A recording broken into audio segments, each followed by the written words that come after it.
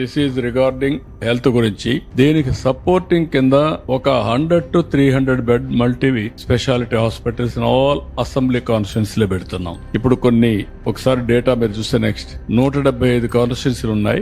70 constituency లో multi speciality hospitals ఉన్నాయి. 100 beds కంటే ఎక్కువ ఉండేటివి. 105లో మల్టీ స్పెషాలిటీ హాస్పిటల్స్ లేవు. కాబట్టి 105 ప్రాధాన్యత క్రమంలో పెట్టుకొని అన్ని నియోజకవర్గాల్లో ఒక multi super speciality hospital minimum 100 beds maximum viability బట్టి ఇంకా పెంచుకుంటారు. నెక్స్ట్ ఇక్కడ మీరు చూస్తే 100 to 300 beds multi speciality and super speciality hospitals in all assembly segments under PPP mode. ఇక్కడ వచ్చినప్పుడు advanced and higher level of health care provide చేయడానికి తీసుకొస్తున్న రూరల్ ఏరియాలో, రిమోట్ ఏరియాలో. ఇంకొక పక్కన ఎక్కడికో రావాలంటే మళ్ళీ జిల్లా హెడ్ క్వార్టర్స్ కి వచ్చి లేనిపోని సమయం లేకుంటే ఎక్కువ డబ్బులు ఖర్చు పెట్టుకునే పరిస్థితి వస్తుంది. దీనికోసం హెల్త్ ని అందుబాటులో తేవడం కోసం ఆరోగ్య సేవల్ని వారికి అందుబాటులో పెట్టడానికి ప్రతి ఒక్క నియోజకవర్గంలో ఈ కార్యక్రమం చేస్తాం. ఇక్కడ బ్యాక్వర్డ్నెస్ అండ్ రిమోట్ ఏరియా ఈ రెండు ఏరియా పెట్టుకొని అక్కడ పరిస్థితులను పెట్టుకొని వాళ్ళకి ఇన్సెంటివ్స్ ఇస్తాం. ఫెసిలిటీ ఇప్పించడం మా బాధ్యత.